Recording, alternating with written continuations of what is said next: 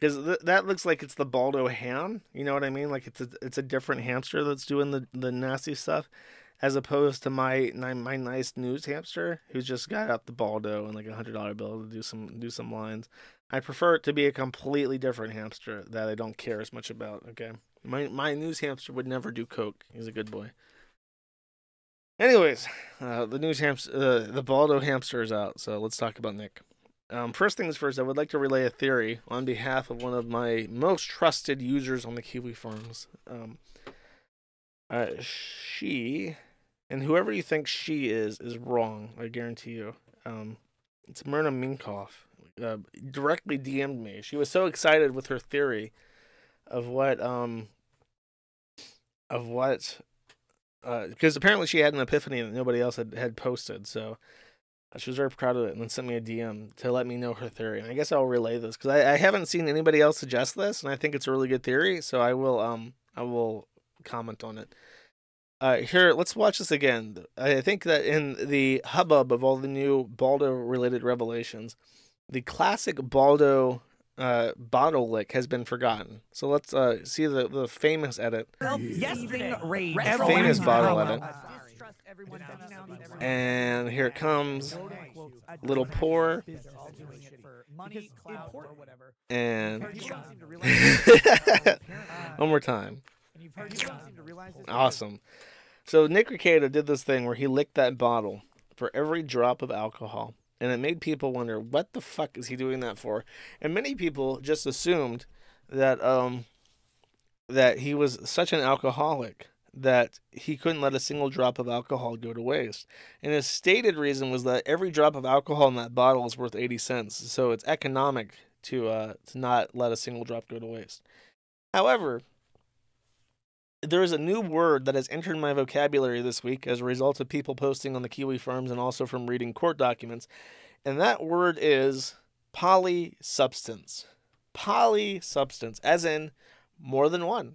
If you are a off the fucking wagon addict, you may not stop at one substance, a monosubstance abuse such as alcohol or cocaine. You instead will have a polysubstance abuse such as alcohol and cocaine. All the downsides of alcohol with all the downsides of cocaine abuse. And if you are perhaps on camera and you want to enjoy a polysubstance indulgence without getting off the camera to conspicuously do lines every couple of minutes, because a cocaine high I think lasts 20 minutes is what people have said, you might need to mix your substances together. You may need to put the lime in the coconut, so to speak. You may need to put the cocaine in the alcohol bottle. And when your polysubstance mix is actually a lot of fucking money, then it would make sense that every drop of it would be 80 cents, and you wouldn't want a single drop to go to waste. So Marina's theory, which I will now reposit for you all, my listening audience, is that the reason why Baldo licked the bottle is that it was mixed with cocaine, and it was a polysubstance. That is your... I think I should do I think a great thing to actually add to my stream as like a recurring trend is a word of the day. So let's start this off, this stream. Your word of the day is polysubstance abuse, if you want the full phrase. So, by the way, one of the other things that's interesting to me, which I will relay, is that the police report of the search turned up two things that many people found conspicuous. One was that there was a brown substance, and the police are very careful when they say brown substance to not say heroin, which is what many people would think when they say brown substance, or hashish, for instance. The police don't want to like falsely identify that they obtained, because I think it's like if they say it's heroin and it's a brown substance and then it turns out that it's something else, like I guess it's not valid for the warrant or whatever, it can't be entered into evidence. So they're very general, like they'll say it's a white powdery substance that appeared to increase his central nervous system's responses. Like, okay, yeah, it's cocaine. But they'll never say that because if they're wrong, I guess there's problems for them as a result of this. However, I have this theory, which I am particularly fond of. The police report mentioned that there was a brown substance, and then there was cocaine, which it tested positive for cocaine because they had a field test for it, so they could say it was cocaine. And there was several empty 22 LR, which is a very small round, under his bed, outside of like a bag. I think he tried to say that the bullets, or were like in a. It was just laying on the ground. It was an empty cartridge for a 22 LR round. I have been informed, and the many things that I learned about drugs this week, that there is a drug called brown, which, as it would turn out, is a browned substance. Brown is a mixture of cocaine and black powder or smokeless powder from a modern bullet casing, a modern round. So there is some suspicion that the brown substance is not heroin, as many people have seem to think it is. Though he did have track marks on his arm, allegedly, so that would be consistent with heroin. But there is some suspicion that the brown substance that they found was actually brown, which would be a mixture of cocaine and smokeless gunpowder, which apparently increases. It's because it has the gunpowder has nitroglycerin in it. I should explain, and the nitroglycerin is a heart medication. You will take nitroglycerin if you have some heart complications where your vascular system is too constricted. If you take nitroglycerin, it loosens up your arteries and your veins. So if you take cocaine and you take nitroglycerin, that cocaine shoots through you real fast and gets you really high really quickly. Which is why dangerous fucking junkies will mix smokeless gunpowder into their cocaine to get the nitroglycerin for it. I thought that was interesting.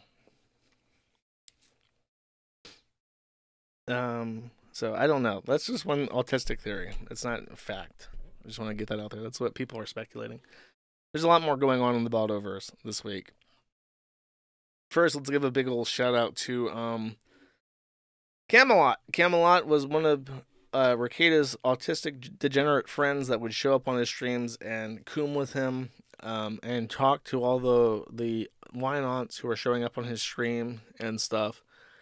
And he dropped a little tidbit that nobody knew anything about, but he apparently didn't realize that people didn't know about this. So let's listen. Matt says, the biggest part that sucks is Nick has actively been lying to his fans for over a year. Side piece, drugs, swinging. It really sucks. Look, I get it. I don't think viewers should be involved in anybody's personal life. But yeah, it was pretty egregious. And I think that's kind of what I was like, come on, man. Like it's so egregious. And I can deal with the hooker thing and the drug, like whatever, fuck it. But the hooker thing. What hookers? Camelot? Who mentioned hookers? Apparently he mentioned it twice. There's just, man, there's not much. I don't know if it was like a blow up situation, like he blew up real fast. I mean, shit, I blew up real fast. I think it just.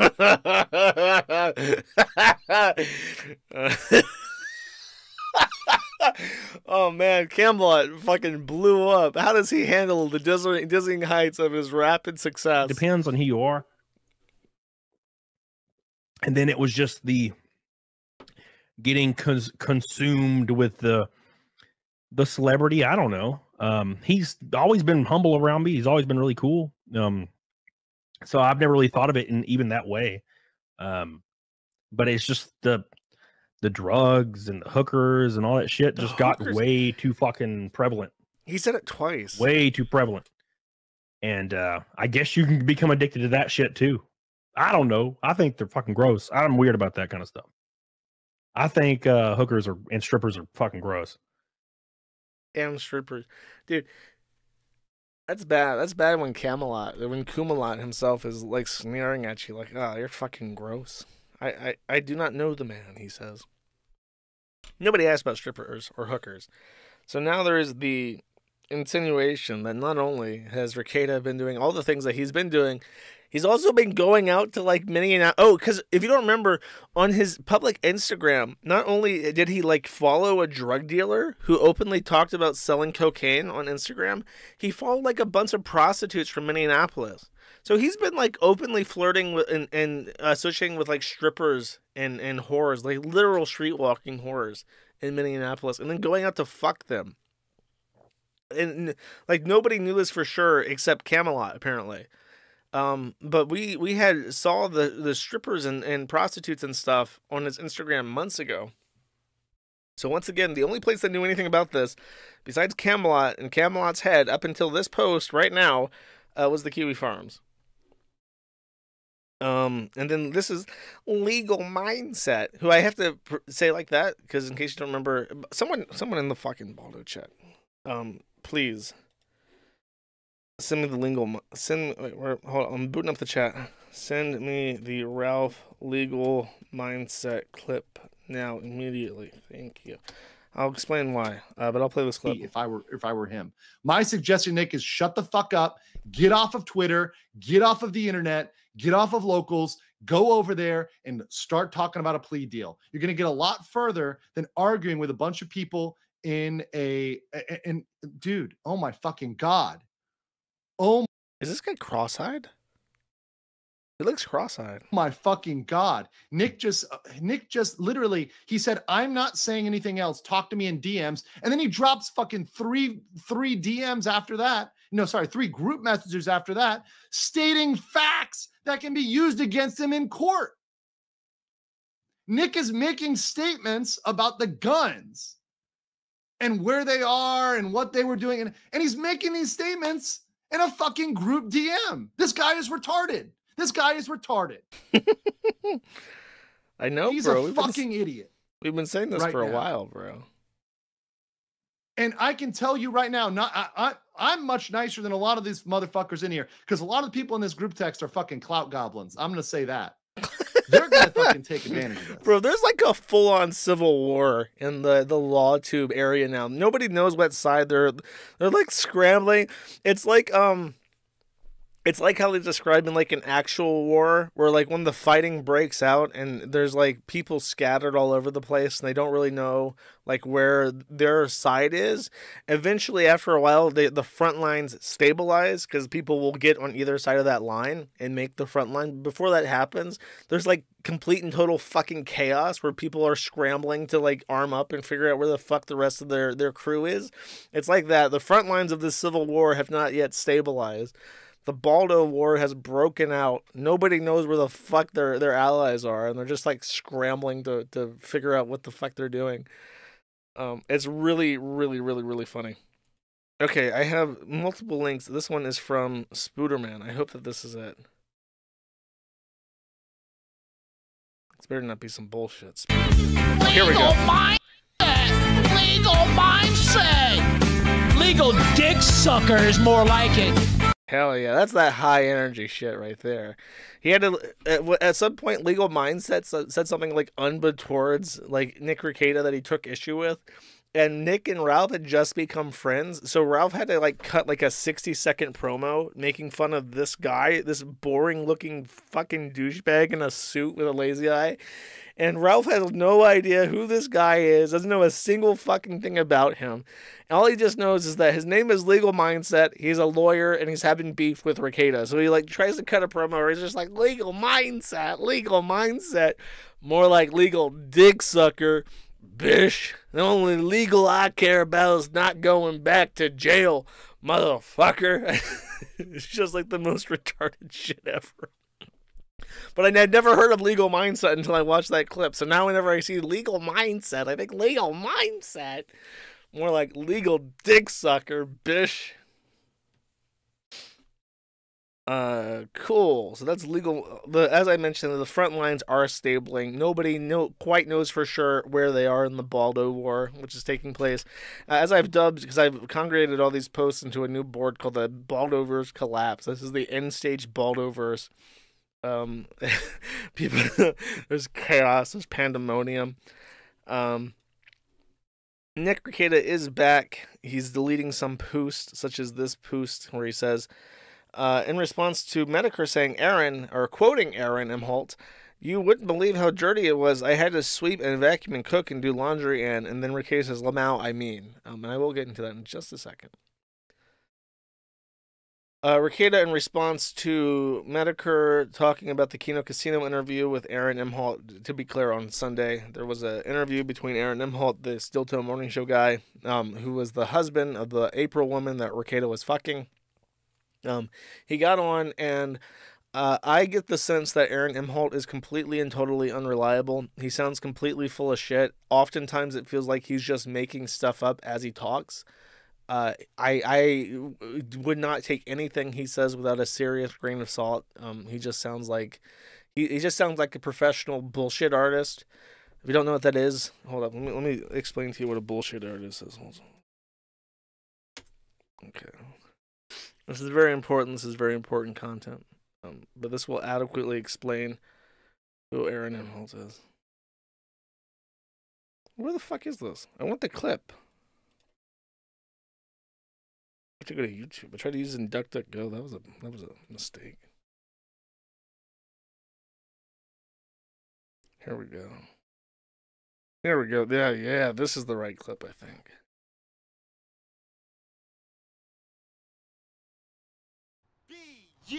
BULLSHIT.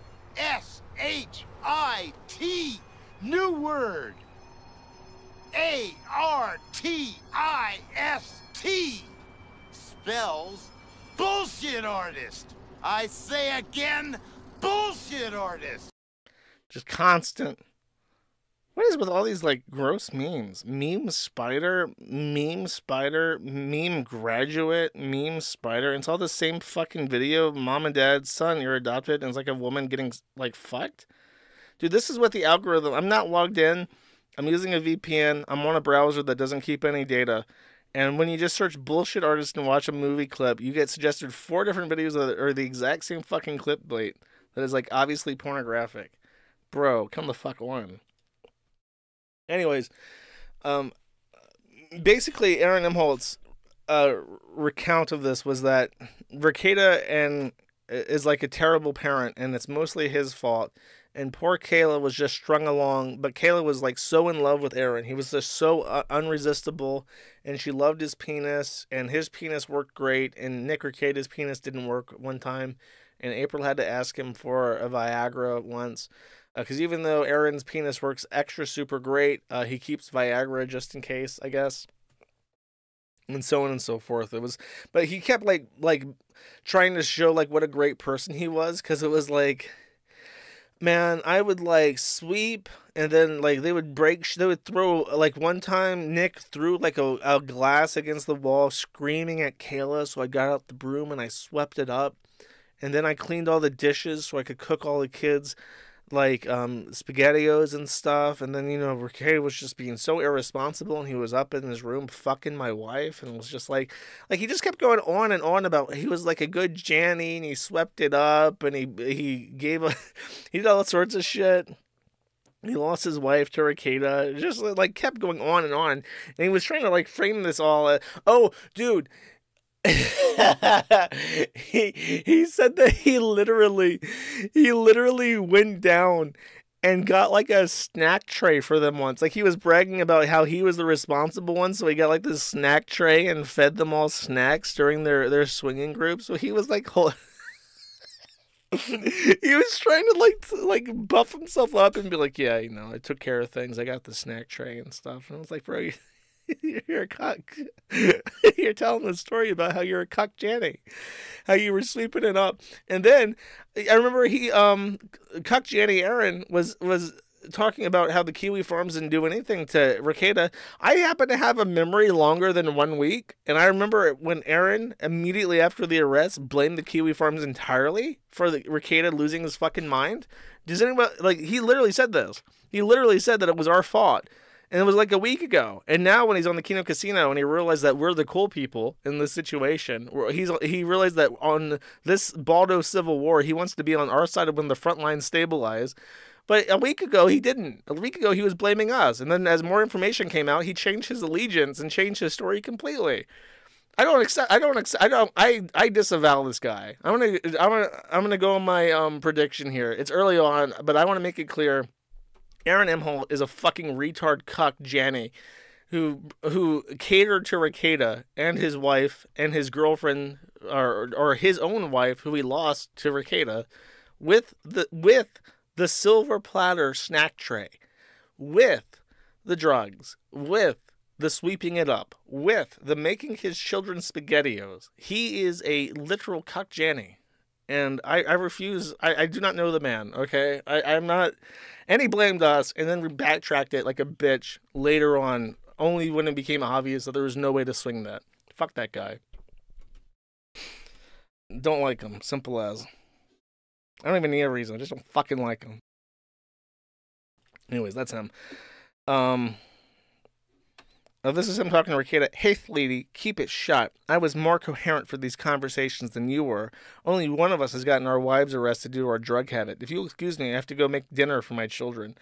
Oh, dude, and then he was talking about, oh my god, this guy's like a literal fucking retard. He was talking about how the big thing that happened that made him kick Rekieta out of his house and like disavow him.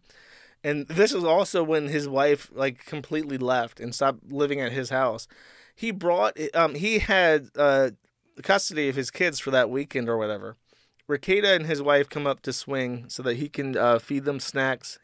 While Rekieta is laying in bed snorting cocaine, his arms wrapped around both his wife and April's at the same time. He can come up there with the grapes and hand feed Rekieta grapes fresh from the vine.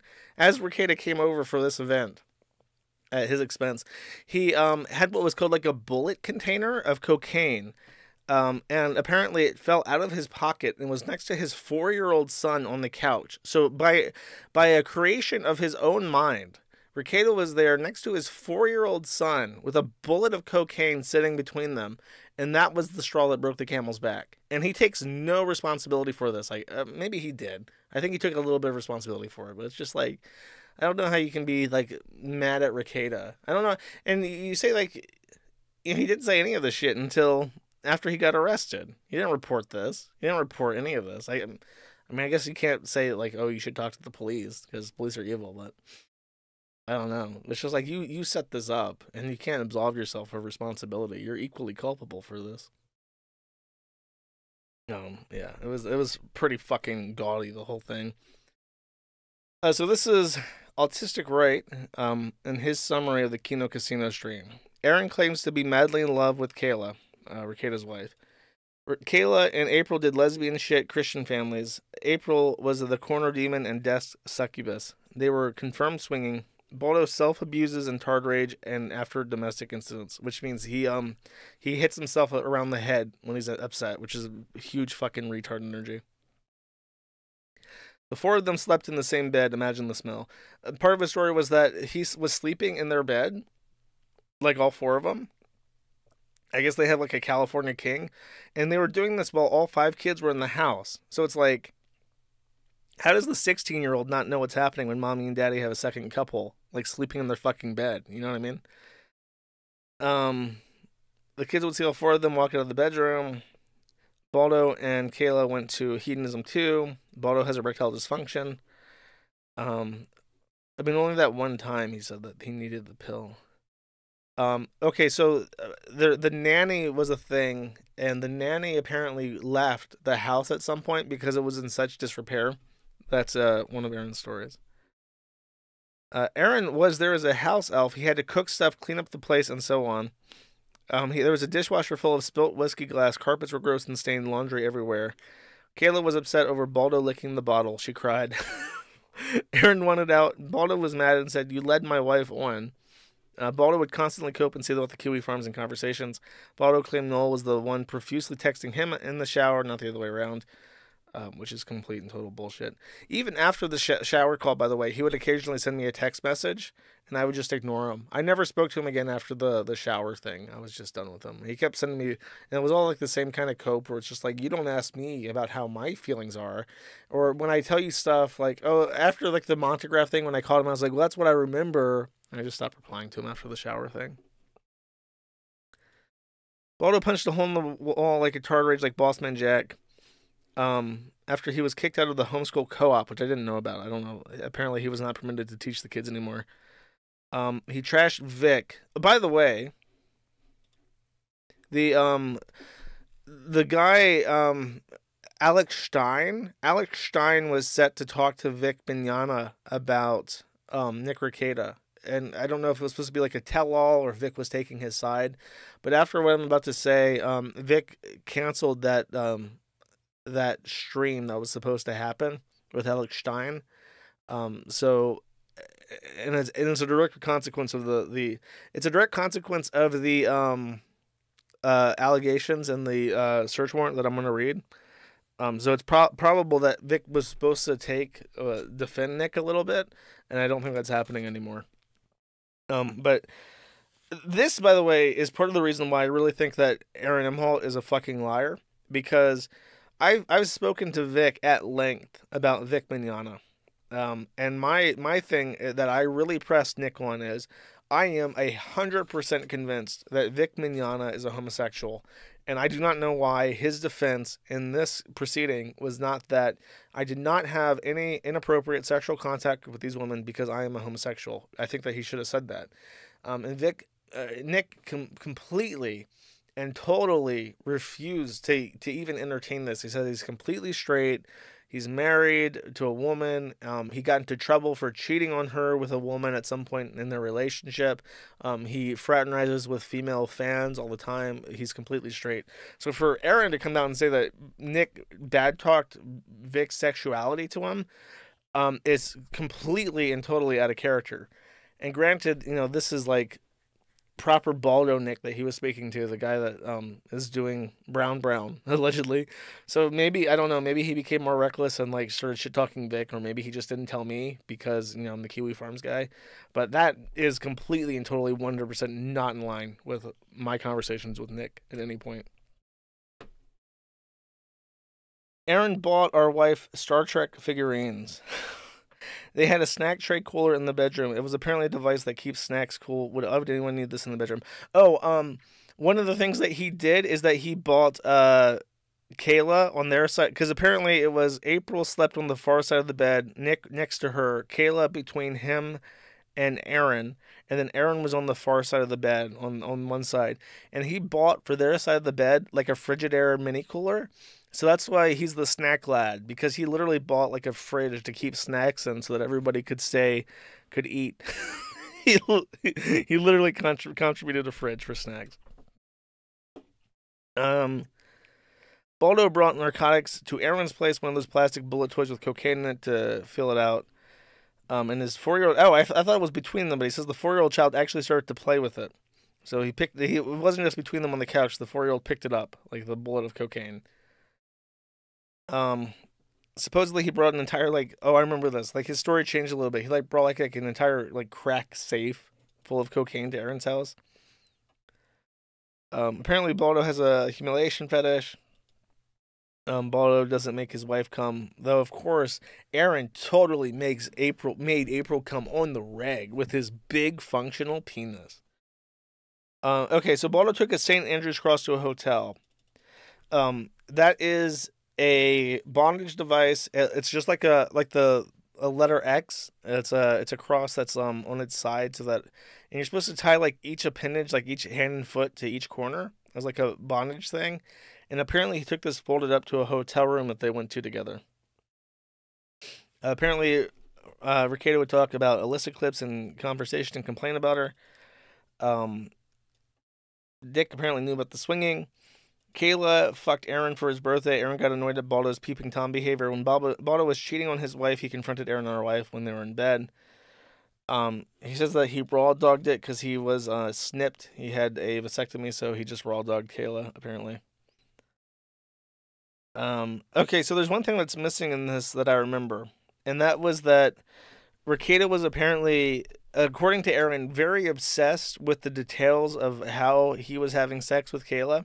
And his story, this is one of the most interesting things that I think might actually be true, is that he claimed Nick would pause his, apparently he was having sex with Kayla during his streams, and if Nick left his stream and encountered them together, he would start demanding details about what kind of sexual contact they were having. And that would explain, like, if they were arguing about stuff like that, that would explain why he kept leaving for like 45 minutes at a time. Like, if he was like demanding answers, like, did you fuck her? Did she give you a blowjob? What happened, huh? What happened? So even though it was like a thing where they were like seeing each other's wives, he kept demanding like he kept like possessive, but would want like detail. He was like okay with it, but he would want information about it. This I'm willing to accept because it's such a weird story, and it aligns with those gaps in his streams that nobody knows what he's doing.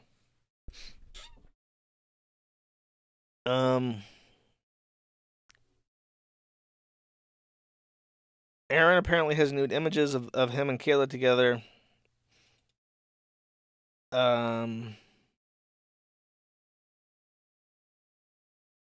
He says Baldo does have a trust fund. And Rekieta was read the site, which we already knew. So that was Aaron's appearance on the Kino Casino. Like I said, I don't believe a lot of what he says, but he was a pretty good storyteller. At least a lot of it was funny. And then today, just today, Useful Mistake got a copy of the search warrant from the so this is the search warrant. So this was the way you get a search warrant is that a petitioner, usually the police, asks a judge for permission to invade somebody's privacy, search them and their person in accordance with the Constitution. So they had to write quite a bit, and then there's the details of what they actually found as a consequence of the search warrant, and I'll read that in a second. Let me drink some water.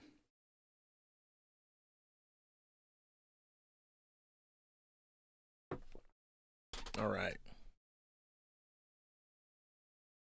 Okay, so application of search warrant. Oh, and this is the beginning of the. So they're applying for the property and also for the people. Your affiant is a Detective Quinn Pomplin, a licensed peace officer in the state of Minnesota. Your affiant has been employed with the Candiota County Sheriff's Office since 2013. Since 2018, your affiant has been assigned to the detective division on a full-time basis, focusing on felony-level crimes, including but not limited to criminal sexual conduct, homicide, death investigations, missing persons, fatal motor vehicle crashes, burglary, etc., including child abuse and financial crimes. Your affiant was assigned to the Candiota County Sheriff's Office Patrol Division for investigating street-level crimes, including but not limited to driving under the influence, etc. Your affiant was employed as Chief of Police for the Sacred Heart, Minnesota Police Department, which included responsibilities of administration, investigations, and patrol. Your affiant is very well qualified. Case background. On May 16th, 2024, Candiota County Sheriff's Office Sergeant Dave Nestor received a report regarding possible child neglect and a controlled substance use. The reporter indicated that Nicholas Robert Rekieta, residing at in Candiota County, he resides at the residence with his wife Kayla Christine Rekieta and 5 children ages 6 to 16. The reporter indicated that 4 people from their church had gone to him reporting neglect to the children, possible controlled substance use, and a questionable relationship with an additional couple.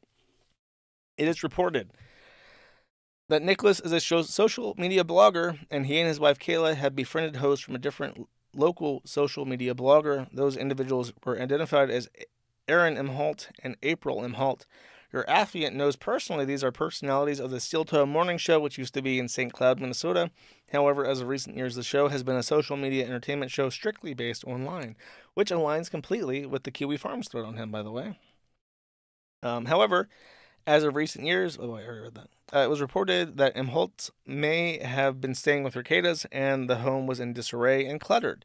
It was reported from a church preschool teacher that the children had complained of being hungry, not being fed, and wearing the same clothes for 3 to 4 days at a time, and would start to smell.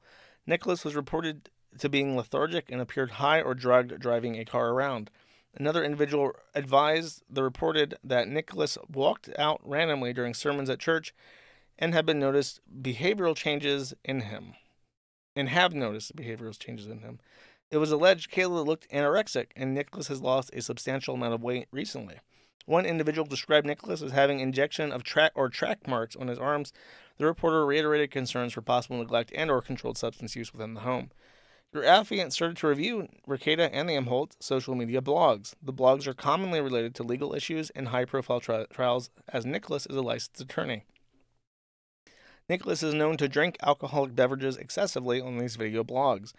I immediately noticed that Nicholas's appearance in recent months has changed. In videos from January 2024 compared to May 2024, Nicholas appears to have lost weight, appears tired, and overall appears strung out, common with controlled substance users. Nicholas commonly refers to his studio as his basement in his own residence. Nicholas has been the victim of swatting phone calls and is known to your affiant and the Candy Ojai County Sheriff's Office because of these calls. And they responded to his house address.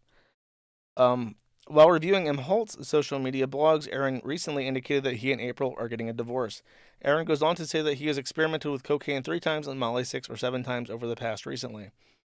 In December 19th, very, very incidental date, the M. Holtz broadcasted a podcast from Mercatus Studio, with the podcast being named Live from Spicer.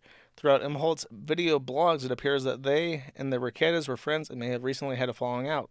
It should have been noted that in the recent videos of M. Holtz, April has at times appeared tired, lethargic, and strung out as well.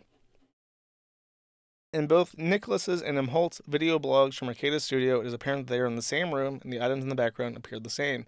At one point during the M. Holtz video, Nicholas walks in the background and grabs an item, which would show that the background is on the backdrop curtain and that the layout of the actual room. On May 22nd, so very recently, M. Holt did a video blog where he talked about Nicholas and insinuated controlled substance use, and also referenced a video blog that Nicholas put online the day before that has since been taken off the lowercase I internet. M. Holt indicates that in this blog that Nicholas needs help and needs to get help for his kids because of the substance abuse. M. Holt points out a time in the video where Nicholas has a white powdery substance on his nose. On the following day, your affiant was able to review the video that was taken off of Nicholas's YouTube and Rumble social media sites. I wonder where Mr. Quinn was able to acquire a copy of this video that was taken down from Nicholas's YouTube and Rumble social media sites.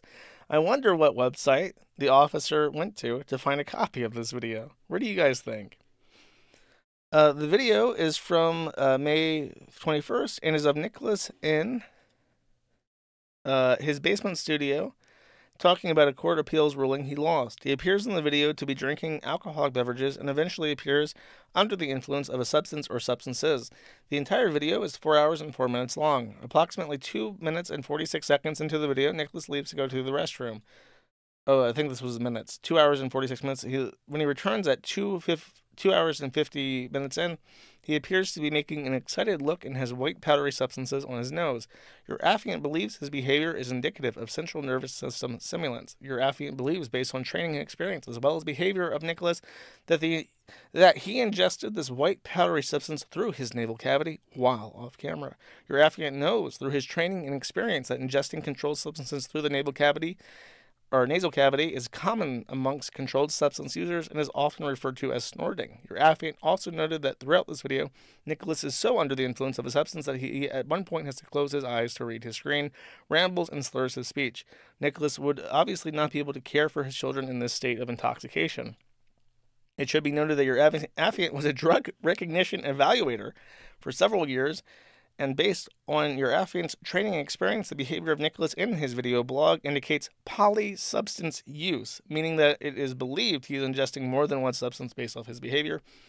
Being both excited and nearly passing out, this is a consistent behavior of both CNS stimulants and depressants. Your affiant believes that the report of neglect and controlled substance use are consistent with the previously mentioned information. Your affiant is requesting to search the address for items listed in relation to welfare of the children in the home in relation to a controlled substance investigation. Your affiant is also requesting to search Nicholas Ricardo. I declare that everything is true.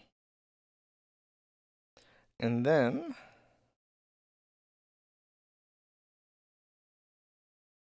whereas the application of Quinn Pomplun was duly represented and read by the court and fully advised on the premises, now therefore the court finds probable cause that cause exists for the issuance of a search warrant, signed Jennifer K. Fisher. The search warrant for Ricardo's house was signed by the presiding judge of his civil case and now his criminal case. The judge, who he describes in this video that was mentioned on May 21st, 2024, as having alcohol leak out of her vagina. That's his judge. That signs his warrant. That presides over his civil case and will preside over his criminal case. If you live in a small town, do not make enemies of the courts and the police. That's my suggestion to all of you, because it appears that Rekieta did not learn that lesson and has pissed off a judge. It's like pottery, it rhymes. That's right. So what did we learn from this? We learned that 4 people indicated to the pastor, those evil prudes from his church, as Rekieta complained about, the people that deal with his children on a daily basis, the people in his micro-schooling program, confided to the pastor that they were concerned about Rekieta. They believe, and this is exactly what I said. I bet you they saw him driving DUI, and they reported it. At least one of them did. One of them reported that the children were malnourished, hungry, arriving to class without food. They stank. One of the teachers literally saw Rekieta's children and went, "Uh-oh, stinky, uh-oh, stinky," and reported this to the pastor and said, "Bro, what the fuck?" They all noticed that he lost weight. They all noticed that he and Kayla looked like shit. They reported to the pastor, who reported it to the police, as a mandatory reporter has to do. And so the police, then, receiving this information, said, "Hey, I know this guy. He does that law show. Let me see if I can find some videos of him." He went onto the YouTube channel for Rekieta and saw that he looked like fucking shit and thought, holy shit, he is absolutely killing himself. Went to Amholt's YouTube channel, watched his latest stream where he expresses concern for Rekieta, outlines that they're horrible drug addicts, and then is talking about a stream that he can't find. So I guess he goes to Google or Bing or whatever, types in Nicholas Rekieta live stream, finds the Kiwi Farms, watches an archive of it, and then decides based off of this that he's intoxicating himself with polysubstances and is endangering his children in the process, and applies for a warrant based off this information, which, by the way, contrary to what Robert Barnes is saying on Twitter, is not insufficient for probable cause. That's definitely enough to get a warrant to go check. And then, of course, they check in. What do you know? The house is fucking filth. The kids are hungry. They haven't had their SpaghettiOs in weeks since the snack boy left. And it's just a tragedy all around. So that's the update with Rekieta. The search warrant has come out. Yeah, dude, it's... And we all knew. Like, people talked about this for months on the forum. Like, we all knew that he had a falling out with his church. We all knew that he looked like shit. We all knew that he was doing cocaine on top of doing alcohol. We knew that because they were both engaging in, like, weird swinging sex and because they were both doing substances together, that there was no fucking way that you can maintain a household. Like, it's hard enough for me to clean my space. What the fuck is it like with one child? If you have, like, one child and you're trying to take care of one child, it must be fucking like a full days of work to keep everything tidy. You have 5 kids, even if they're older, like it would be a it is full-time work to keep your space clean. If you have 5 kids, there's no way around it, even if they are responsible. And then you try to do part-time parenting and then part-time swinging and part-time drug use. There's not a fucking chance. There's no chance in hell that you can juggle 5 kids, especially when they're in like a weird micro-schooling program and not like a public school program where you can just get them to fuck off like 10 hours a day.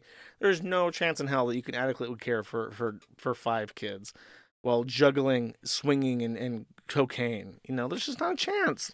There's not a chance. Yeah, and streaming. Like, there's no way. There's literally no fucking way. The odd hours that Rekieta was up at night, like, there's not a fucking chance. It's really sad. Because it was sad a while ago when he realized that it was just like an alcohol problem and he was like being a shithead, and you're like, bro, you're supposed to be like trad. Everyone liked you. And now you're like a loser. You're literally like a deadbeat dad. And then it's like, okay, so they're like properly neglecting the kids, and they're not, the littlest ones aren't even taking showers and they're having to like recycle their clothes because they don't have any more clean clothes. Like, what a fucking like travesty.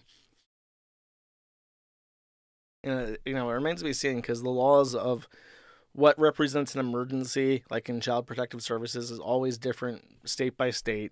So, who knows? Imagine how disruptive that is, especially when you have like a weird like micro schooling program. You're a 6-year-old and you're used to going to all these different people's houses to learn lessons from in these small classroom environments.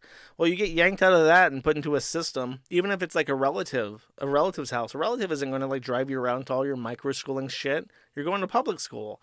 So you're 6 years old and, you're suddenly moved out of the only house you've ever known.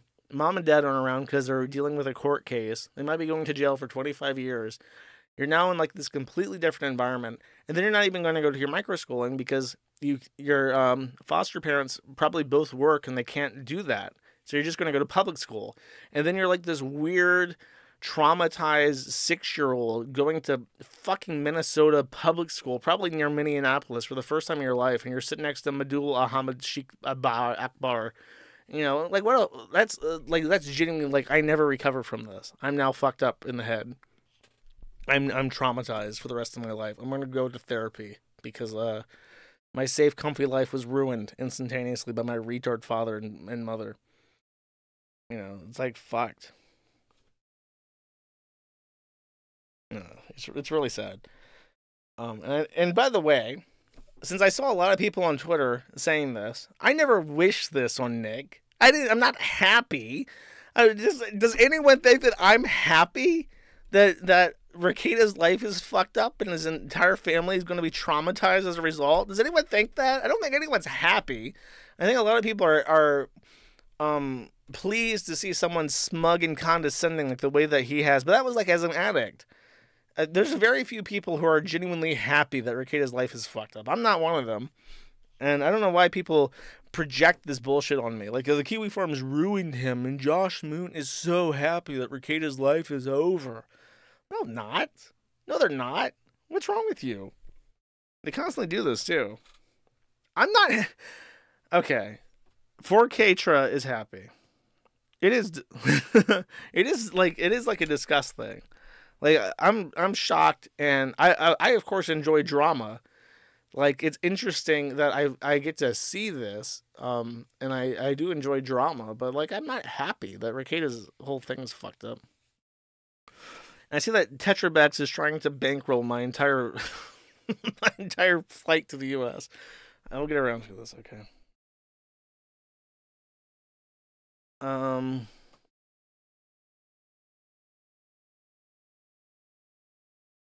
Okay, so... I willed this into existence, yeah, right. Alright, so there's one more thing. After this came out, I made this. I showed this picture of Dick and I have to do the full intro. I did this picture of Dax Herrera, aka Juju the Cow, man who gets fucked in the asshole dressed as the cow, and Vito the Pedo, Christopher Gesualdi, aka open pedophile. And they were just schmuckly. Like, if you want to know what it looks like when you're happy that someone's life is fucked over, this is what this looks like. Rekieta is their friend. They talk to him. They apparently they were a confidant for Nick Rekieta, talking about his swinging and other exploits. So they're like schmuckling about this. So I've since taken this and I have superimposed it over a group of hungry children to emphasize their smug libertarian preening about how does this affect you personally. Drug prohibition is ruining families. The real crime is that someone narked on them. I just want to I just want to make like an artistic statement here using AI imagery as an accessory. I hope that this conveys my feelings towards Dax Herrera, aka Juju the Cow, a man who gets fucked in the asshole dressed as a cow, and Christopher Vito Gesualdi, the pedophile. I already played that. Yeah, there's nothing interesting about him. Someone was concerned that I would start talking about Dick more often on my podcast. Do not worry. I intend not to talk about him as quickly as possible. Okay. So. Did you put the symbol in the hat? Yes. It's an advertisement for their show. Usually he just wears like an ad for their show. And I don't like advertising them, so I just replaced it with a pedophile symbol to hammer home the point. Cool. Excellent. I hope you have learned about or enjoyed learning about drugs with me, Joshua Moon, host of Mad at the Internet, admin of the Kiwi Farms. Now we rake. Oh God! One more thing. The money has reminded me of something. One more thing. For those of you who are Rekieta aficionados. So one of the things that has been, this is a secret only for people who have survived the Bossman Jack and heroin segment, and who actually really care about Rekieta. Here's the deal. So police obviously all wear body cams now, especially in the U.S. And Rekieta was served a search warrant, so that means that police with body cams went to his house. In almost every state in the country, that means that there is body cam footage that you can request that would give you insights into the search and arrest, right? Here's the deal. In Minnesota, it's a little bit different. In Minnesota, they have very strict privacy laws on body cam footage. And a lot of people did not suspect that the police would be willing to give over any body cam footage for any reason because, especially if you're not one of the people that were involved in the search. It could be a police officer. It could be one of the people that were a part of the search warrant, one of the people in the footage. But it had to be somebody involved in the search, usually. But someone contacted the police of the Kandiyohi County and asked them, can I get this footage? And they got a reply saying yes, but it would cost $60 per hour in order to process the request. And judging by how many body cameras and cameras like dash cams were involved in the footage, they said it would probably take at least 50 hours to process the request. And $60 an hour, that's $3,000 an hour, not including other fees. So I am going to crowdfund $5,000 to cover this request. But here's the thing. A lot of people did not look into this at all because Minnesota law is pretty strict in how it's written in regards to body cam footage. But I happen to know an attorney who is licensed in Minnesota and also happens to be the foremost leading attorney in FOIA requests in the entire United States. He has reviewed the case law regarding the Minnesota privacy law. In one instance, there was a bus robbery. And of the 6 people who were being robbed on the bus, one of them consented to the video being released and the other 5 did not. So the courts, trying to process the absurdity of this Minnesota law that prohibits valuable public data from entering the public, debated what to do over this footage. So they compromised by blurring out the other people in all this footage. So there is a theory, a working theory that we have, where if we request this footage, they may blur out everybody. Everybody involved might be blurred out and they might garble the voices. But we know what Nick and Kayla look like. We know what April looks like. What we don't know is what the house looks like. And there is no Minnesota law that indicates that the house is due privacy. And that's what we want. So we're going to put this in anyways. We're going to see what we get. And in 10 to like 30 days later, we'll see what comes out of our request. I'm going to go ahead with it anyways, because I know that we're going to get enough money to afford whatever the fuck we want in terms of from this Kandiyohi County Police Department. We're just going to, I've already submitted the request. Spoiler, I've already submitted the request. So I'm already going to be out the money, whatever the bill ends up to. But I'm going to do the crowdfund thing. I'm trying out a new platform. It's called the Old Glory Alliance. It's from the people that do the Old Glory Bank, which is supposed to be like an anti-deplatforming bank. So I'm going to do like a test to see if they can handle the Kiwi Farms, Josh Moon doing the crowdfund. We'll put together the money and we'll see what we get from the Kandiyohi apartment. And it might be literally nothing. And they might not charge us, but we'll see. And I the funniest possible answer would be that Rekieta like begs them not to release it. So it might be worth doing anyways. So that's the super secret my scheme, my evil scheme with the body cam footage. A lot of people didn't even look into this, and I didn't look into it until someone said that they got a reply from the archives people saying that they would do it, but it would take a long ass time and they would charge $60 an hour for it. So it's like, okay. So we're going to do it anyways. Fuck it. We'll do it. We'll see what we get. What are we?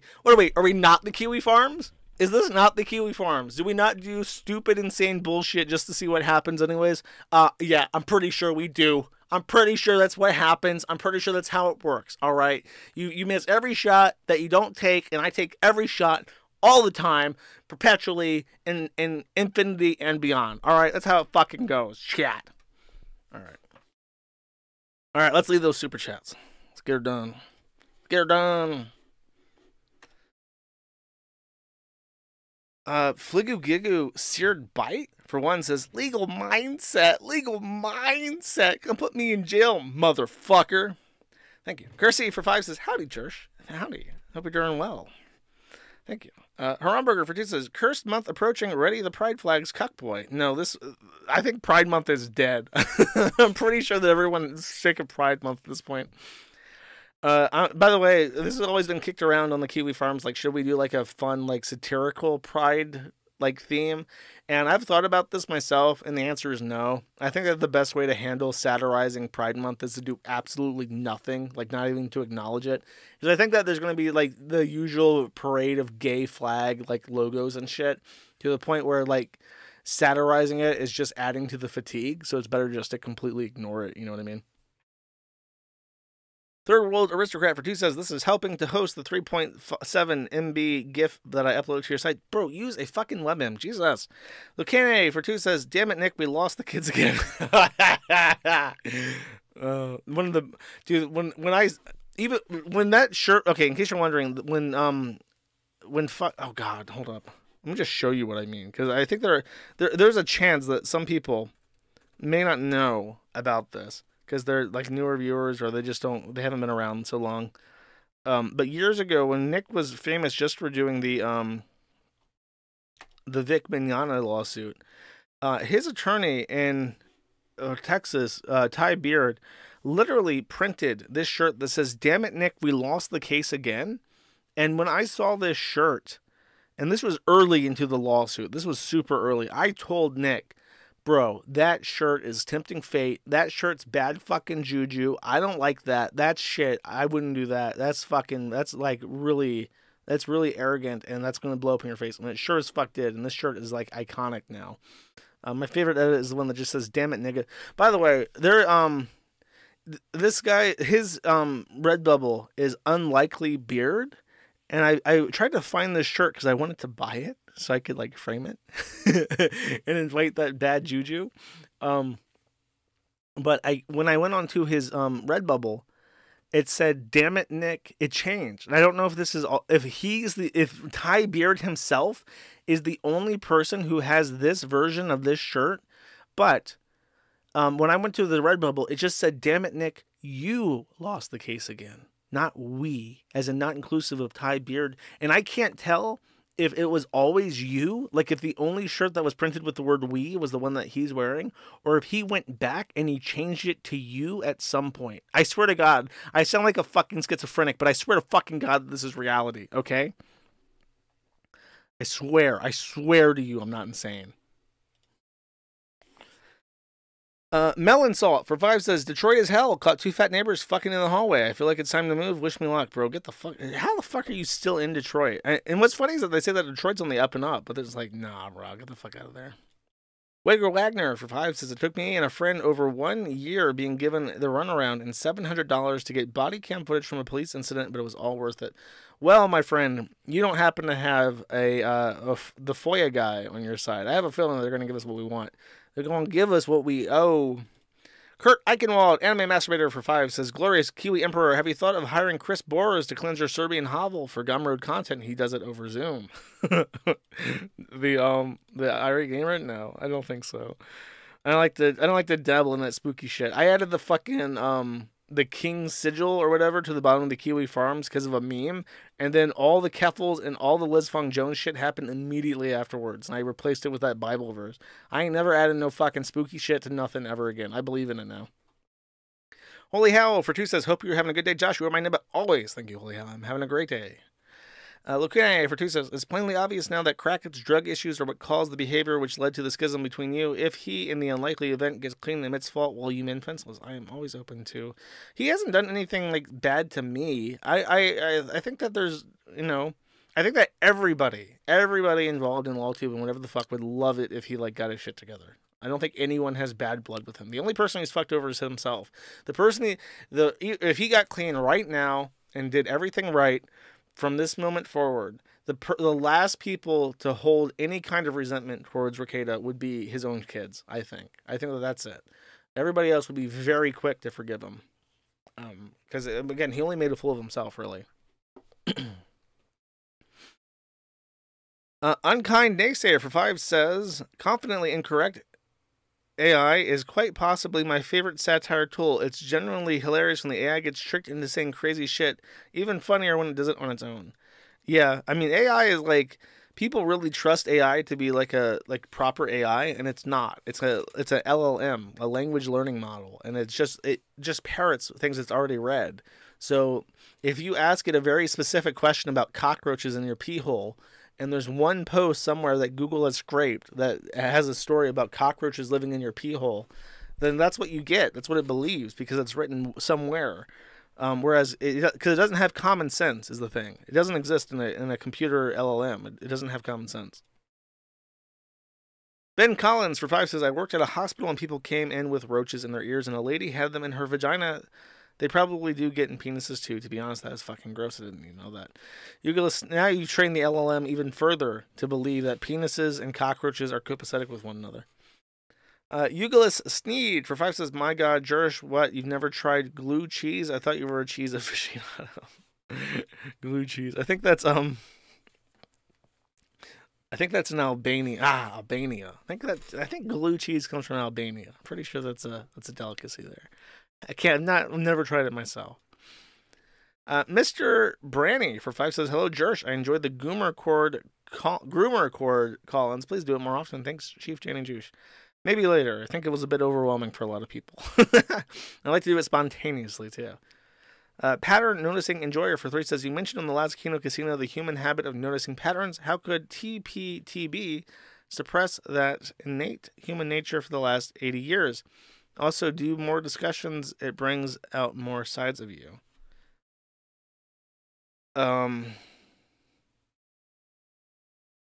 TPTB?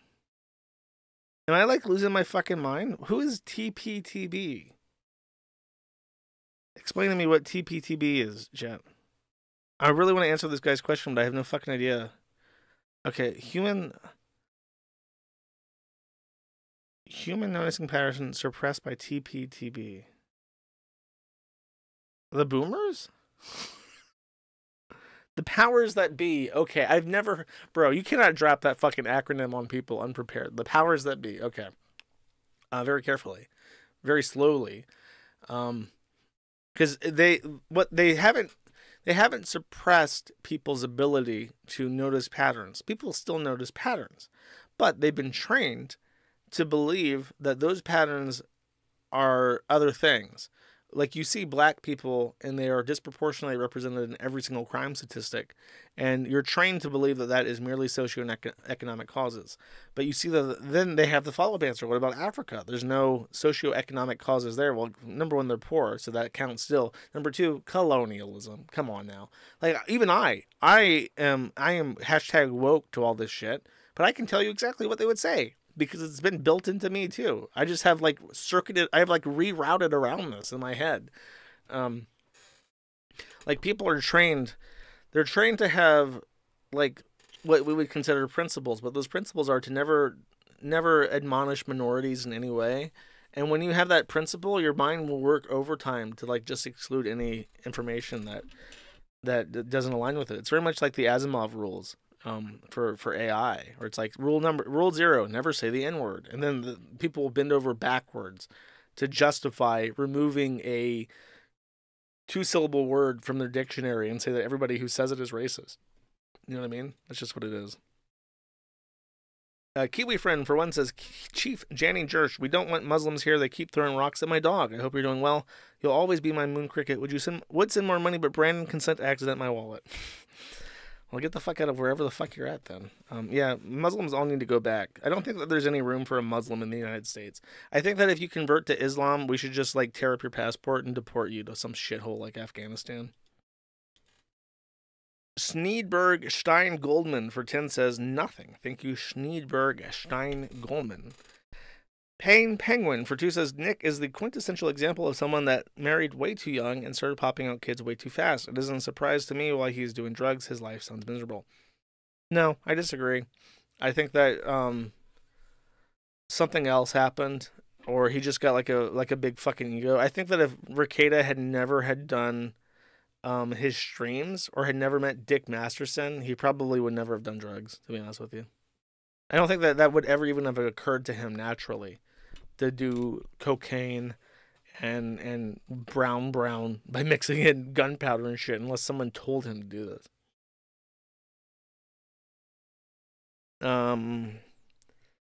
Unkind Naysayer for 2 says, by the way, people who get married to their first love have less divorce, have happier marriages, have longer lasting marriages. Like, statistically speaking, people that get married after their 14th, spouse have like a divorce rate of like 80% or something. It's ridiculous. Whereas people who get married to their first spouse never get divorced. It's like 87% stay married. Unkind Nazir for 2 says, what is your favorite kind of rock? None of this. I'm going to not a licensed geologist shit. Give me some real rock solid facts about your favorite stone. I like eating granite. Gemini said it helps digestion. Sir, you are barking up the wrong tree. This guy comes to me and says, Josh, what is your favorite rock? What do you think, idiot? Silver. Oh, is silver too pure for you? Is it not a rock? Guess what, motherfucker? It's electrum. And yes, that is silver, and that's gold and platinum, and it's naturally occurring. It's a real fucking rock. It's called electrum, all right? And it's precious metals. You can't beat me. You can't beat me. I'll eat that all day, motherfucker. And it'll be good for me, too. You think if you eat electrum, you get sick? Nah, boy. That shit's pure. You can eat it all day. Cole for 4 says, please read 5 and 6 from the Book of Enoch. Well, someone didn't pay the $50 today, so I guess I guess we will be. Thou hast seen what Azazel has done, and how he has taught every species of inequity upon earth, and how he has discovered to the world all the secret things which are done in the heavens. Samias has also taught sorcery, to whom thou hast given authority over those who are associated with him. They have gone together to the daughters of men, have lain with them, and have become polluted. There you go. Wool Raid for 20 says, add the hamster. Already did. You got like 8 million different hamsters this stream, bro. Come on. Lucifero 210 for 1 says, I just got super hecking depressed arena, then I got a job and I genuinely enjoyed it and have filled a void. Bro, same. I got a job at Whataburger. Let me tell you, I highly recommend. Get a job. If you're a depressed loser and you've never worked before, get a fucking job before you kill yourself. Docs Found for 5 says, you missed the worst part of the guy who gaslit into a false confession. After the dad turned up, the police tried to pin a different crime on the guy. He also attempted to hang himself in jail. Yeah, I didn't know about the hanging. I just didn't mention that. I did not know about the different crime, though. He should have gotten more than $900,000. I'll be real with you. But they must have like offered that like up immediately to the point where it was like economical to take it, which is smart, I think. Eugalis Sneed for 5 says, bro, I just want to be a pretty woman essay. Brett, I just want to be a pretty woman essay. That's fucking gay, bro. Don't do that. No matter what you do, you'll never be a real woman, and you'll never be a pretty woman. Even if you could be a real woman, you would still be like a frumpy, gross woman. Okay. Even if we took like there was a chromosome changer, you think that if you were just magically a woman, that you would be like a sexy, hot woman that everyone would want to be like lesbians with? Nah, you'd be fucking gross. You'd probably eat like vagina boogers. You'd pick like little white balls out of your vagina and then eat them, and then you'd be really gross, and people would not want to have lesbians with you. That's the reality of the situation. Gormless Wonder for 1 says, Bates Josh, I agree that depression is a choice, but I leave the possibility that some might be genetically or physically incapable of that level of thought, like the breakfast question. That is true. Some people are just too stupid to be happy. I bet you... I would love to see a study between intelligence and depression and see like an IQ to depression rate. Lucifero 210 for 1 says, as an expert on the subject, I can tell you that if a drug lord were to tune out, he would immediately be chopped to bits with a fucking chainsaw and fed to his own family. Machoism is a cornerstone. Oh, yeah, I am sure. I 100% believe you, mi amigo. Scout from TF2 for 2 says, would you say schizophrenia is real? OCD, other disorders? I've been on and off SSRI since 11. Went on lowering my dosage over the span of a year and completely quit, but it suffered for it.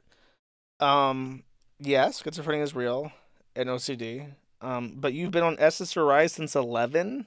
Do you think that maybe quitting SSRIs after you've been on it for your entire fucking life is difficult? Do you think that taking SSRIs when your brain is developing might contribute to your depression? Do you think that maybe there are other factors that are causing your depression besides like what the whole chemical imbalance thing, by the way, is complete bullshit. They know for a fact now that it's the whole chemical imbalance thing is a fucking meme. The SSRIs aren't curing your depression. So it's something else. Rad Crab for 2 says we need to keep white women alive. Maid is allowed to exist solely to euthanize breeding age white females. Every other death is inconsequential in the government's eyes. I mean, that's a theory. Are you saying that they wouldn't have let it if it was a black guy? If it was like a Somalian first generation immigrant, they'd be like, no, you're so precious. Please don't. Scout from TFT. I mean, I don't know. If your woman is so depressed that she wants to like kill herself, she probably should not be a mother. There are definitely women out there who should not be mothers.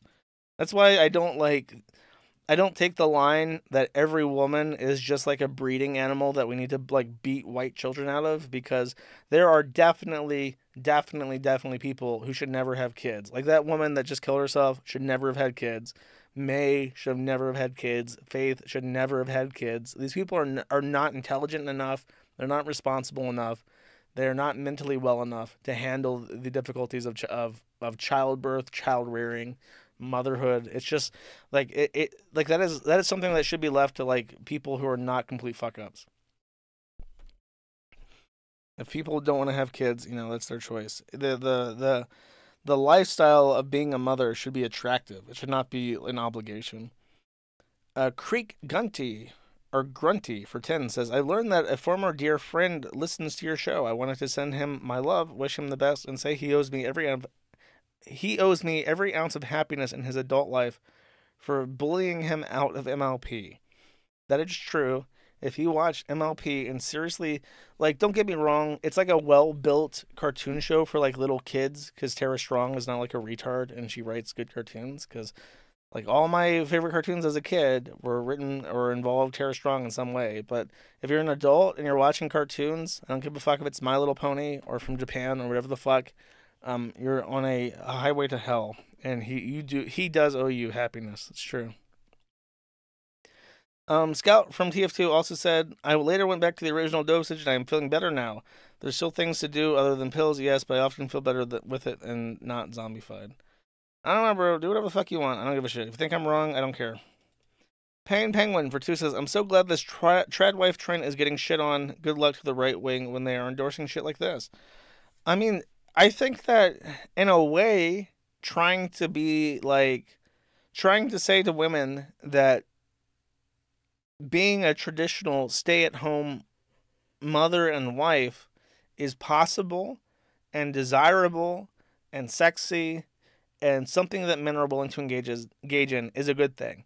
But then, you know, people have taken that a step further and they fetishized it, and now you have these absolute fucking mongoloid retard women like Pearl Davis who sucks off homeless black men. And they have made this into like a grift, and people are actually giving them money. And it's made the entire thing like acidic and disgusting, and not attractive, because then they I don't want to get too far into it, but yeah, it's they get shit on, like specifically the people like that who are obviously like disgusting, weird, mentally ill people who should not be representing any kind of traditional movement whatsoever. Should be completely ostracized. Pearl Davis should never be allowed to speak with anyone calling themselves a conservative. If you talk to Pearl Davis, who sucks off homeless black men, and you try to like hold her up as like a conservative thinker, a conservative female thinker who holds a standard for women, you should never be taken seriously ever again, because she's a disgusting fucking whore. And anyone talking to Pearl Davis, who sucks off homeless black men, should just be completely ostracized. Like, that should be a permanent black mark. She exists to demoralize white women. She exists to demoralize women who want to be conservative by just being a complete fucking parody of what a woman should be. Turbo Neil Breen for 1 says, Josh, Magic Chan is a false flag. Other autism theologians have traced the source to be Dax Herrera, aka Juju the Cow. Don't send him the medallion. It's a trap. Nah, bro. He's not so powerful. He is his pervasive influences are merely more powerful to those who have been affected by the medallion. Third world aristocrat for one says, "Hey, Josh, say this very fast. Gingerbread, gingerbread, gingerbread, gingerbread." There you go. Fligu Gigu Seared Bite for one says, "You should add tasks and issues to your project. Sneed for a Sneed and push your changes occasionally if you want people to contribute. If you want the forum to be an actual product, you have to add more devs." At this stage, no, I do not have to add more devs. I wish people would stop trying with that. Collier Dante for 5 says, "The following is a paraphrase of John Zerka's statements. Quote, I love Nick Fuentes and Zerka is a pedophile. John Zerka, the world's most optical groiper." That's true. Collier Dante for 2 says, "I'm pretty sure Vickers' copyright to Faith Sect Tape thing is a joke on the fact that Ralph keeps insisting it was a copyright dispute, not a sex crime." I mean, that's a really weird thing to say. Regardless, like you're talking about your own daughter. How do you not feel shame, like a horrific shame in that sentence before you can tweet it? Sergeant Razor Wizard Fist for 5 says, "Link, hello Joshua. It's hot today, so my dog got very tired playing outside." Okay.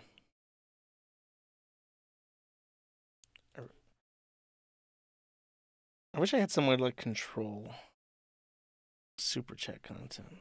All right, here's this guy's dog. Pretty cute. It's a nice dog, dude.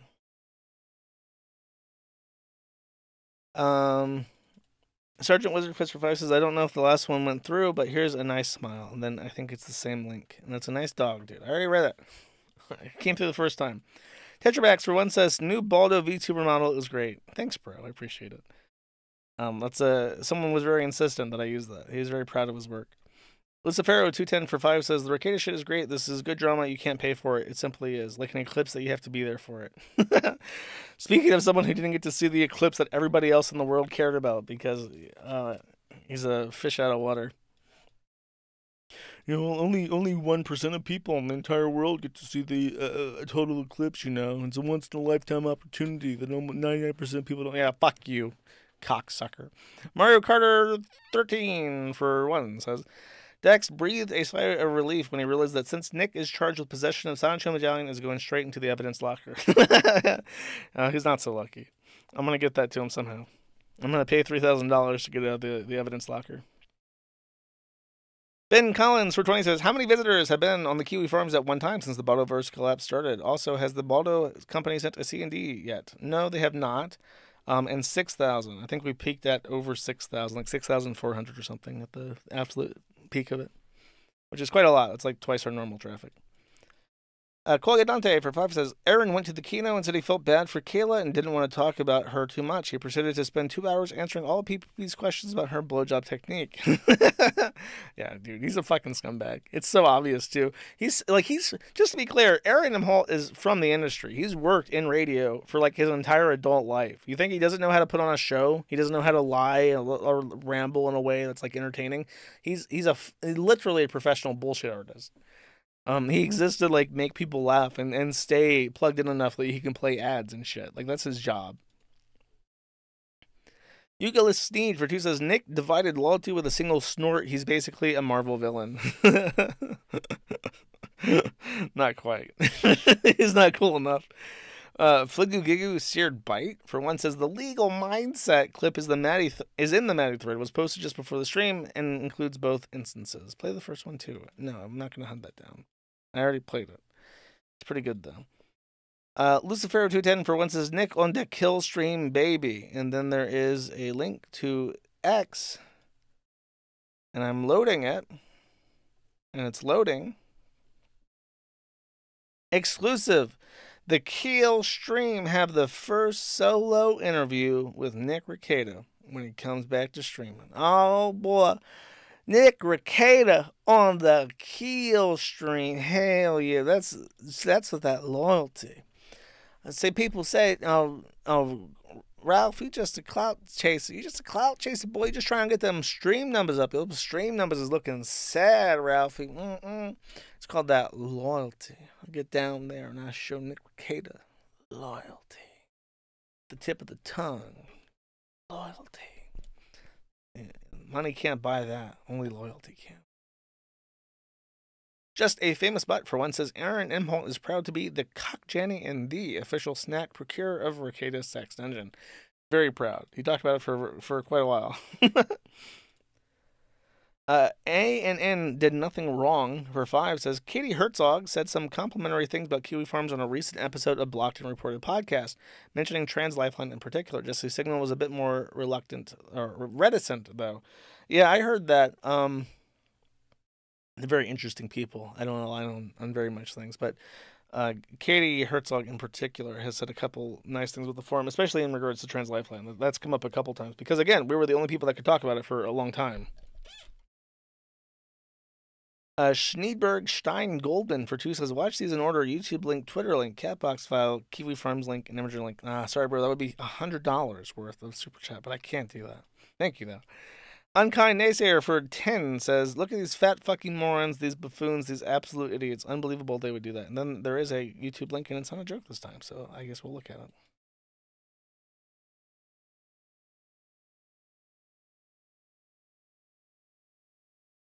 It appears to be seals.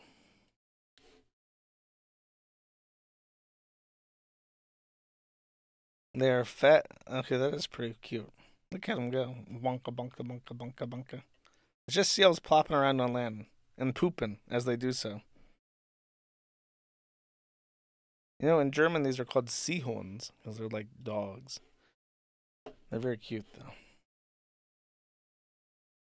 Umpty Badoo for 5 says, my wife got fucked by another dude while I couldn't even get it up. I would unironically get Canadian healthcare in shame. I'd rather saw off my own legs and then eat them.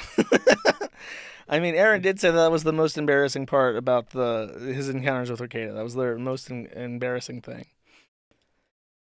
Mario Kart 13 for 1 says, most of Aaron's claims were shit. PPP's been saying for months. He also said he was binging Sector lore. That's a giant red flag. Yeah, that was the other thing. It's like whenever PPP asks, like, hey, what did Rekieta say about this obscure personality kind of adjacent to him? It's like, oh man, never stopped talking about him. That just ranted red in the face about that obscure person that I saw because I've been binge watching everything about Rekieta for the last week.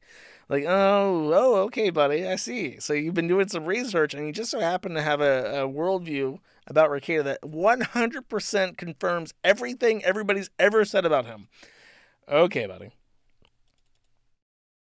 Black Star Schneed for 5 says, we finally have a retard trinity of Bossman, Baldoman, and Danny Larson all hit themselves in the head, punch holes in the walls, and look fucked up. I can't believe Racket stole Locale of the Year from Bossman.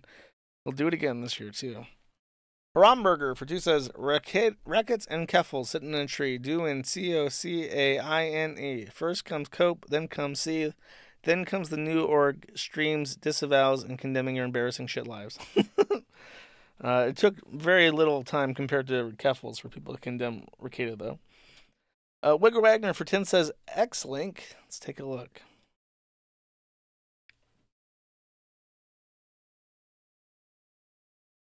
Anisa came back to streaming today and immediately started talking about Ian's EBS. Her evil knows no bounds.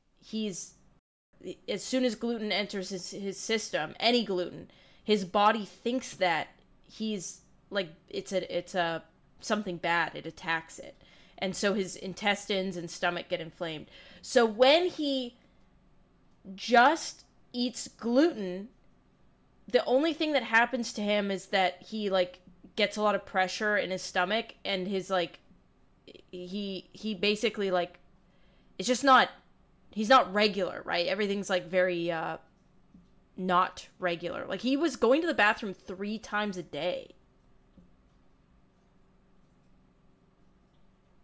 So, and that's just with the gluten. But if he has gluten and then has dairy with it, that's a problem. That's when it becomes very obvious. Or if he has gluten and he has alcohol, that's a problem. Based in, as soon as gluten enters his... There's like nobody in her chat. She's embarrassing her husband for the audience of like 3 people. And then it gets clipped and posted to Twitter. What a gross hoe. What a slag.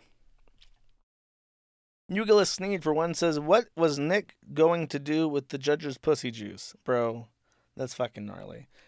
Ziggo0 for 2 says, intro Twitter vid. First thing I see is a big fridge, double stack in wall ovens. Cabs are probably prefab, but done up with crown. Okay. Kitchen is easily a $600,000 and $700,000 home. Bored moms fucking their kids' head up. Yeah, bro. They should have put that money towards the private school. For real, no cap. The Lion King for 2 says, what sympathy I had for Nick is gone. Those poor kids, his poor church too. Yeah, it's kind of fucked up everybody's lives in that community. Neighborino for 1 says, Normie, get off my stream. Whee! Thank you. Tetrabex for $500 says, I'm mind blown away thinking that you are cool for being a pedo. These people get the bullet. Oh, referring to Zherka. Yeah, dude, I don't know. I don't know what the fuck this is the deal with Dick Masterson and Vito and Zherka all, like, simping for cuties and saying that they're pedophiles and all sorts of skeevy shit. I have no fucking idea what's going on that. And you know what's shocking is that I looked at their podcast. They did the reboot. And I looked at it, and I've genuinely been suspicious that his Patreon supporters are all fake. But there's, like, a real audience that, like, chats with him and stuff. Like, they talk to him in real time. There's people there. It's not like bots. And then there's, like, weird anime avatars with, like, lolicon avatars in his comments talking about how mean I am and how I've lost the plot. And, like, these are real fucking people that are, like, just okay with Dick sitting there talking to an open chomo. Like, what the fuck is wrong? How are you like this? Tetrabex for $100 says, bless the Baldo ham. And I suppose that he means, no, not that one. This Baldo ham. It is pretty nice. I don't know why the dark hair really sells it as being Ricada for some reason. In the Sanchi medallion. And Tetrabex for $100 says, dude, Ralph is the biggest piece of shit trying to be the last item in the human centipede of bullshit. What is this in reference to? Was this during the Vickers stuff with the copyright? Because I don't think I talked about Ralph at all besides that. I mean, yeah, publishing his girlfriend's sex tape to piss off her ex is like unbelievable levels of fucking retard. But yeah, Ralph is kind of a retard in general. Like, you could sit down on a stream where it's like I didn't talk about Ralph at all, and I'd be like, yeah, you're right. Thorndike Special for 25 says, I'm so happy the Rackets meltdown happened just to remind some people what a real locale looks like, as opposed to the compulsive gambler smashing things because he lost thousands of dollars yet again. Sorry, I'm confused. Are you referring to this guy right here? I just want to make sure that when you sent them that $25 to complain about Bossman Jack, are you referring to this Bossman Jack smashing his keyboard in a compulsive fit of rage? Hey, wait, he's going to smash the keyboard again. Hold up. I fucking lost it all. He lost it all. Can you believe that? Can you believe that? Dude, he lost it all. What the fuck? I can't. Oh my god. Thank you. Ziggo0 for 20 says, missed the last stream to voice this, but just wanted to mention your taste in music is solid. We are a similar age and your shit is on point. Looking forward to Pizza Day, brother. Bring on the tunes. Thank you. I'm glad that people enjoy my music. Apparently a lot of people like my music selections, even though they're weird. Happy to help. Coley Dante for 50 says, until the warrant, I found it hard to believe the Coke stream had actually contributed to the arrest. It just seemed too comical. I mean, it's a public display. You go on the fucking internet and you act like a retard. Like, people are going to notice. I can believe it. It contributed for sure. Never Not Fishing. Thank you, by the way. Never Not Fishing for one says, not sure if it'll be an issue for the VOD on YouTube, but the search warrant for Baldo shows the home address. Yeah. I mean, I don't post the VOD on YouTube. If Big Mama, who does the VOD stuff, wants to filter that out, I mean, people can upload my shit however they want, wherever they want. I don't give a shit. I don't even fucking bother anymore. I don't have enough hours in the day to fight to keep my shit up on YouTube. I cannot be asked. Clay Tech 91 for 10 says, hey Josh, did you see Google Maps has recognized Rackets cracked in as the portal to Quickville? Yes, I saw that. People were trolling by making his house a business. People have made my old house in Pensacola Sneed's Feed and Seed. If you look at my old address, it's a animal feed supply store. And for whatever reason, this has been up there for like years, and they've just left it that way. Anime Sucks, Cope, and Sneed for 5 says she's having a little treat after destroying Racket's life. And then there's a link to the Kiwi Farms. And it is an enormous, big, fat, green dragon standing at a gas station with some kind of hose hooked up to her mouth, and what appears to be her anus, and it is pumping her full of gasoline, which I believe is dangerous. But I've seen men fuck themselves in the ass with gas pumps now, so I don't know. Maybe it should be fun. Possibly. Space Allen for 20 says, maybe I missed it, but please tell people about the body cam fundraiser for Racket. That's hilarious, and it needs a Kiwi watermark. Yeah, I've already said. We've talked about this. I'm debating the watermark though. I kind of like the idea of it, and I like the idea of being completely selfless because it's kind of a great guy I am. Umpty Badu for once says, Dick once said that once you make money with someone, they are no longer your friend. He told Sean that he could cut ties with him tomorrow and it wouldn't matter to him. Sean seemed taken aback. Yeah, I imagine. And I don't think that Dick realizes that when he says shit like that, normal people like Sean notice.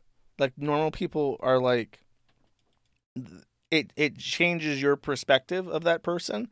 And I guarantee you that Sean is not stupid enough to rely on Dick. I'm sure that Sean, after he said that, went out of his way to make sure that he had backup plans ready to go. Maybe he's taking up side work as well. I think that he works for several different productions. But, you know, people like Dick say flippant, retarded, psychopathic bullshit like that constantly. And they don't realize that it does actually change how people treat you. Unkind Naysayer for 2 says, Bossman Jack literally can't enjoy a normal game anymore. It's crazy how gambling can literally require you to be intolerant of other entertainment. That and the crack, I mean, his dopamine receptors are fucked. I don't think he'll ever be able to enjoy a normal life. The Lion King for 1 says, too null for his rent. Thanks. Generic username and password for 1 says, depression is absolutely a choice. I thought I would never get out of it. Then I just decided to cry for one night and have never been sad since. Therapy is useless, though. That's true. Therapy is useless. Just be happy. Just be happy. Just be happy that you're not black. Rad Crab for 2 says, hello, fellas. Tetra Blacks told me in confidence that every dollar he sends Josh is a dollar not to read the Book of Enoch. Don't tell anyone it was in confidence. I'm not sure. That doesn't sound right to me. I don't think Tetra Black said that. Raccoons 4444 for 4 says, great stream. Thank you. Appreciate it. Coliodante for 5 says, it's not paranoia. Bossman smoked crack to activate his clairvoyance. He instantly detected an OnlyFans troon and he read Justin's evil intent merely from the word respect. Very true. Very true. If I've learned anything about drugs, it actually opens your third eye and makes you more intelligent. Wigger Wagner for 5 says, there's something weird about everyone in LawTube. Like, what the hell is Kurt's deal? And then there's a link to a PPP post on X. And, dude, I didn't talk about Kurt at all, but Kurt is, like, gross. I just want to say this. That Kurt guy is fucking gross looking. He's ugly and fat and old, and he looks fucking weird, and I don't like him. Here we go. I think Nick will violate his bail. Oh, no, I don't. I don't have a lot of faith in Nick. Damn, Hambley has lost weight. Hambley's down, like, 50 pounds at least. He looks like he's really lost weight. I think Nick will end up back in jail. I think Nick will violate his bail. I think Nick will get high again. I'm on the record saying that. Bro, okay, look at Kurt. Here's what he reminds me of immediately. Do you guys remember that game by Warner Brothers about the Tolkien universe? I think it was called like Shadow of Mordor or whatever. And how the orcs looked? He looks exactly like an orc from that video game. That's just how he looks. I don't want that to be true, but I believe that is true because I've experienced a lot of people with addiction. And just because you get arrested, it doesn't stop people who are addicted from coke, who have money and means to get the drugs, to stop doing the drugs. I believe that's what I believe. But there's a difference between believing that and wanting it and hoping for it. I don't want that to happen. I don't think he's hit rock bottom. I just don't think so. And I think that, yeah, I hope he has. That's the two fighting. You know, I don't think he's hit rock bottom. I think more bad things are going to happen. But I hope that I'm wrong. I pray that I'm wrong because sometimes some people get a scare. It's not like, you know, some hardened criminal, right? You've probably run into these people. Jail is not a big deal to them. People who've been in and out of the system. Oh, I jailed for 3 months. No big deal. Cool. Three hots in a cot for 3 months. Don't care. Lock me up. Nick's not that guy. Nick. Wait, this guy is trying to find a wife? Buddy, that ship has sailed. You need to take that search to Indochina. Try Cambodia. Try Laos. You might have a chance. But that ship has fucking sailed for you. You know, doesn't want to go to jail. I'm sure he doesn't. And so I think that's why he has a good chance of maybe letting this like shake him loose and get the monkey off his back. Yeah, I certainly hope so. But it will. First of all, of course, as you sort of mentioned earlier, first he has to acknowledge that there's a problem. Yeah. And it based on what I've heard from other people in DM threads that appear to exist. He needs a Ukrainian bride? Bro, don't wish that shit on Ukrainians. Ukrainians didn't do nothing wrong, all right? Good boys and girls, they don't deserve this shit. Laos, I'm telling you. That I don't have access to. I saw him. But it doesn't necessarily appear that Nick is necessarily in the most receptive mood to I have done something wrong and I need to fix something. So that does not appear to be what is happening, which is unfortunate. One of the big questions, like, I mean, I agree with him in that sentiment. Quartering has filtered Rekieta. Baldur Brigade is crumbling Kurt, saying he's not in the private DM stuff of Kurt. I mean, yeah, I think that, like I said, like Hambly switched too. Hambly was initially like trying to defend Rekieta. Kurt was trying to defend Rekieta, and then this news that legal mindset is like in a private DM with Nick, and he's like flipping out and like saying retarded shit. I think that's like hurt him, like that he wasn't invited to this, and he feels left out. But I'm telling you, the front lines are cementing soon. Everybody is going to have to pick a narrative now, and I think most people have realized that Rekieta has fucked up, and it's going to just be Rekieta and like Dax. Juju's going to be grifting off of him. And Ralph, you have a fuck up. The fuck up isn't willing to show up on any streams of people who might be critical of his life choices, but everyone wants to hear the fuck up. Everyone wants to hear Jerry Springer. Like, okay, what's the clown going to say next? So Rekieta's going to show up on the fucking kill stream. He's going to show up on Biggest Problem with Juju, and he's going to give those people what they want, and that's why they're friends with him, and that's why they're taking his side. Same with Barnes, by the way. Barnes, who did represent the Kiwi Farms in the Tomlinson case and got us what we wanted, basically. Even though he charged a lot for that, by the way. Barnes is inexplicably taking the side of Rekieta, saying that the search is unconstitutional. But what I understand is that Barnes did this with other people. Like, he clout chased after Rittenhouse and some other guy. And with Rittenhouse, he was very loud and openly defended him, got onto his legal defense, and then was kicked off at some point. So that seems to be like his MO, is that he's very loud and open about his representation. He takes like a hardline controversial defense to try and get involved in that case so he can profit off of it. But like his take is wrong about the search being unconstitutional. I received good information that there was nothing wrong with the search. So it's definitely like a weird thing that he's doing. But Rekieta, this is what Rekieta is choosing. Rekieta is choosing to surround himself with only people who will affirm his bad decisions. And who are those people going to be? Barnes, Juju, Ralph, and those will be his friends moving forward, and they will benefit from the association, and Rekieta will not, because Rekieta has picked people that will not disagree with him, and that's just how it is. Just how it goes. Sneedo for 2 says the average profile pic of Gen Chatters and Discord VC last Friday. And then there is a Catbox link. Okay. Okay, I will review this. Make sure there's nothing nude in it. Alright, so this is the voice chat of the temporary server I set up. This is, I see, okay. I see a couple average ones, a bunch of animals. I like the guy that has the Saddam Hussein dog. I see 1, 2 anime avatars. I see one that's like a black girl. That's weird. I'm aware that there are black people who listen to my podcast. Then a couple default avatars. Honestly, not too bad. Honestly, not too bad. One Daniel Larson. That's okay. This is a good group of people. No weirdos. Says the anime avatars. And even then, I think I even recognize them.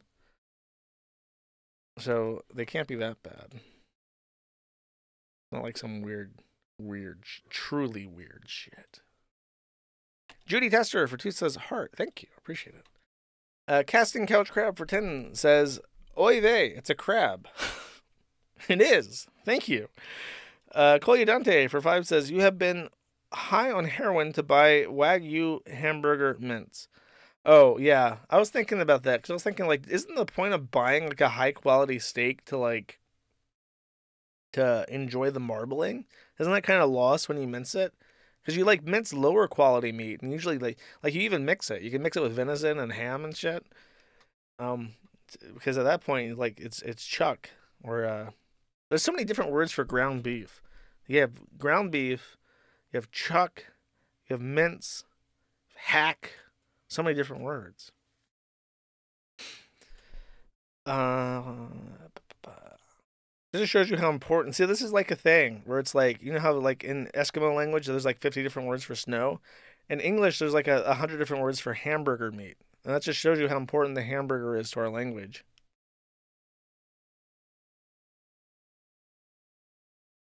Kyle Larson, all chat for 5, says. Boss Man was mad that he lied to cover up for him and didn't say, yeah, he was going at it on his phone, but he didn't stream it. Justin estimates crack budget of $400 a day, and Boss Man says he has autism. Okay, that does make sense, I guess. But why? I mean, he's not supposed to play on BC games at all. It's supposed to be an exclusive thing. I don't get it. Mario Carter 13 for 1 says, does ketamine help you take the Baldo knot? I think it does. I think that's why people take it. Tetrabax for 10 says, heroin is more pain relief. Ket is more detached from physical reality. Interesting. I didn't know, because it's like, if it's called a tranquilizer, just assume that you like relax, right? It's kind of weird. Colyadante for 5 says, Nick has also had ketamine. Order of detention, page 4, second bullet point. Oh, this is like a part of his charges? There's a link. They found 3 baggies that tested positive for cocaine and weigh 5.5 grams with packaging, 8 green-colored tablets that field tested positive for ketamine. Cool. He's going in the K-hole, chat. K-hole Ricado. Tetrabax for 10 says, disassociative detach your mind from your body. You close your eyes and know where your limbs are, but on disassociatives, it's detached. I think I've had that experience, kind of. I think I told people this once. When I lived with my friend and his brother was like a schizophrenic, we all smoked weed. And one time, it wasn't weed. It was something else. It was like synthetic THC. And it has a special name that I can't come up with on my own. But we were sitting on a stool. I've told this story many times, but I'll tell it again. This is the hardest drug experience I've had in my life. We were in the shed outside of his house, and Spice, that's it. It was Spice. And I didn't know that at the time. We were smoking it. It was just like weed and how we smoked it, but it was much stronger. And we were all sitting on these stools in the garage, and it passed to me a couple times, like twice, and by the third time, I couldn't hit it anymore because I was laughing so hard. We were all laughing uncontrollably, hysterically at nothing. And like it was like hurting, laughing so hard. And I couldn't stop laughing long enough to hit it. And that was also really funny to everybody. So like me and my friend and his brother were like laughing uncontrollably at the fact that I couldn't do it a third time. So I like just like forced myself to, and I like draw in like as like a lot because I like very deliberately did it, and I couldn't sit up straight after that. I was like unable to maintain my balance on the stool. And I was walking, and I could feel like I was wobbly, like super hard. It was a very small walk from the garage to the living room. And I just remember like wobbling back and forth, and I was barely able to like walk at all because I was just, my balance was so off. I couldn't stand up straight. And I crashed on the couch, and I was just looking up, and it was like a locked in sensation where like my skin felt amazing, and I felt lucid in my head. I felt like I was completely sober, but I just was like physically extremely like off kilter. And the only way I can describe it is that I feel like I could see my own nerves in my body. Like, you know, when you see like a diagram of the nerves, and it's kind of like strings that are all coming from your head down to your limbs. I feel like I could see it and feel it, and it was bright purple. It felt purple. That's how I remember it at the time. And eventually I think I just fell asleep. But it was like such an intense feeling, and I hated it. That was the thing. That's why I've never done, like, I don't think I've smoked weed since. I've never done any drugs since. I've only drank a couple times. But I remember thinking, I hate that right now I am not in control of my own body. I can't control what I'm doing. I can't control my emotions. I can't control how I feel.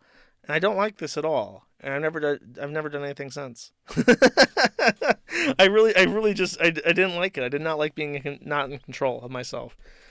So I'm just stopped. There you go. That's my drugstore.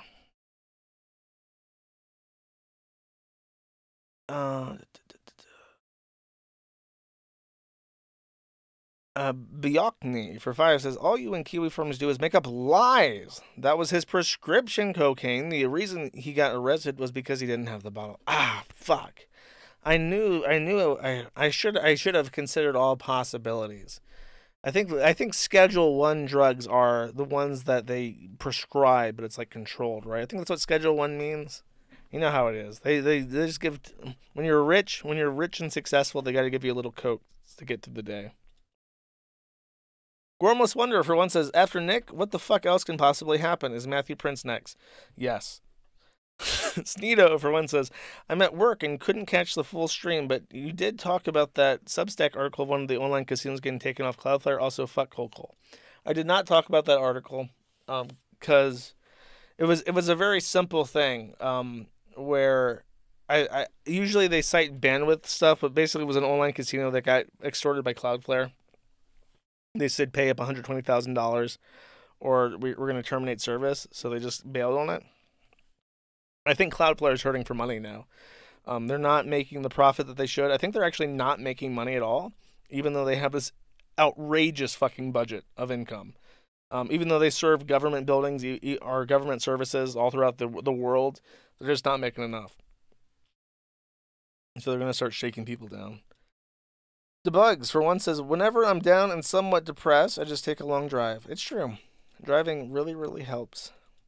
Coco, for 6, it's funny how people who in the chat who called Enoch pagan just play the last 20 seconds starting from the timestamp. Bro, come on. Stop having like a theological discussion through proxy. Okay, I'm loading up your thing. What about the 1600s? And I said, you've heard of the King James Bible, right? I said, I have a first edition of the King James Bible. Now, when I think of an old Bible, that's what I think of. And look at the inside of that. Now, that opened to the Apocrypha. The Apocrypha was in the older Bibles. And if we go right here, it's open to the title page, 1611. That is a first edition King James Bible. Okay, because it's in the, this channel, by the way, is called Moon's Rare Books. No relation to this Mr. Moon with his original King James Bible. No hurt, Mr. Metal for 5 says, good morning, asshole. Ricada meltdown going nicely. It is. It is going nicely. Total Gun Victory for 1 says, what did Noseguard mean by this? And then there is a X link. Give me a second.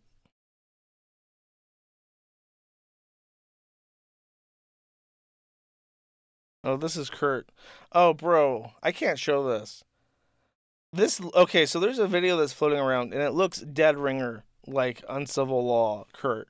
But he's, like, lubing up his fingers and, like, fingering his asshole and, like, staring into the camera as he does it. You can't see him fingering his own asshole, but it looks just like Kurt, and there's no fucking way that this is the Uncivil Law guy, like, butt-fucking himself on camera. This has to be, like a gay doppelganger or something. I don't know what the deal is with this. I'm not showing it. It's gross. Quake 4 for 5 says, they ruined wheat when they crossbred it with that Japanese grass in the 50s or whatever. It used to not be this bad. I didn't know that they did that. Is that why it's like pure carbs now? And I'm unfamiliar with the history of wheat. Coley Dante for 5 says, things iDubbbz cannot imbibe according to Anese's instructions. Bread, dairy, alcohol, meat. I would unironically kill myself. Yeah, that's pretty fucking rough. What can you eat then? Like seaweed? That's it? You're just going to have to be like a cow and go out and chew the grass.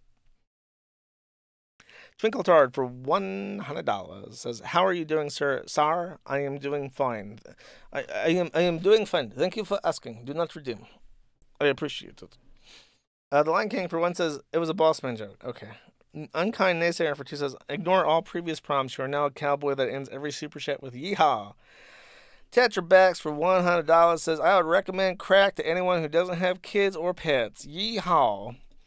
I would recommend crack cocaine to absolutely no one except Boss Man Jack. I gotta be real with you. Real Frog Guy for 1 says, if you was to turn a minced up bunch of meat into a steak, would that be formally chucked? Yeehaw. I don't think you can unmince mince. I ain't never heard of no such thing. Gautolero for 1 says, there is so many different words for black people showing how important they are to our society. Yeah. I don't think I can add anything to that. That's perfect. Sneed Chuckson for 10 says, the Book of Enoch is about as related to Christianity as the Book of Mormon. Yeehaw. Can I get an amen? Can I get an amen in chat to that with this pagan bullshit? I talked to my pastor in the Baptist mega church that I go to, and he said, I ain't never heard no fucking Enoch. Fuck that shit. Yeah.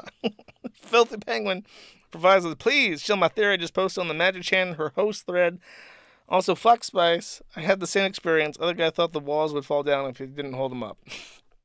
Sorry, bro. I mean, yeehaw, but I never heard of your theory about Magic Chan.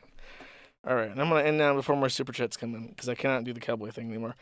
Thank you for watching. I hope you guys have enjoyed. I will see you guys on Friday, and this song is White House Road by Tyler Childers. Take it easy. Goodbye.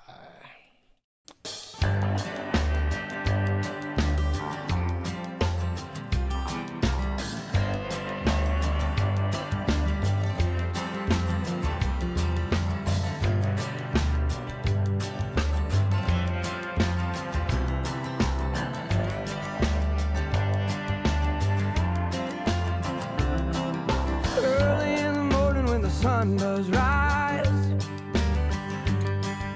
laying in the bed with bloodshot eyes. Late in the evening when the sun sinks low,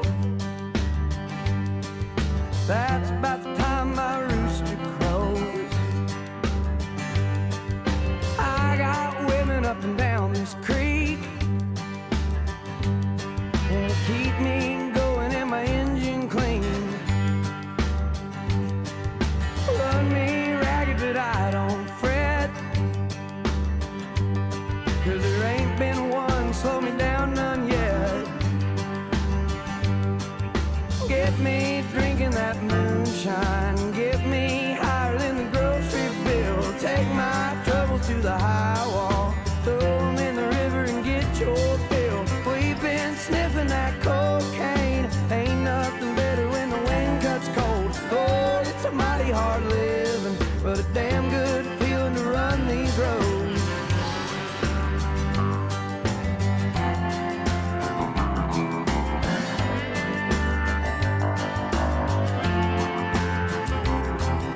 I got people try to tell me red,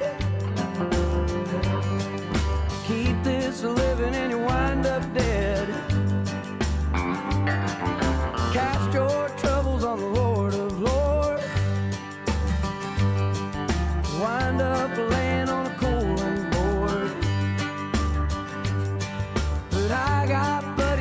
White House Road and keep me strutting when my feet hang low. Rock gut whiskey gonna ease my pain, and all this running's gonna keep me sane. Get me drinking that moonshine, get me higher than the grocery bill. Take my troubles to the high wall, throw them in the river and get your fill. We've been sniffing that cocaine, ain't nothing better when the wind cuts cold. Lord, it's a mighty hard living, but a damn good feeling to run these roads. It's a damn good feeling to run these roads.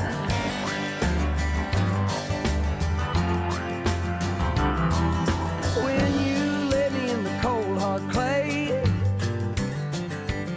won't you sing them hymns while the banjo plays? You can tell them ladies that they ought not frown, 'cause there ain't been nothing ever held me down. All men, women, or shallow graves, same old blues, just a different day. Get me drinking that moonshine, get me higher than the grocery bill. Take my troubles to the high wall, throw them in the river and get your fill. We've been sniffing that cocaine, ain't nothing better when the wind cuts cold. Lord, it's a mighty hard living, but a damn good feeling to run these roads. It's a damn good feeling to run these roads. It's a damn good feeling to run these roads.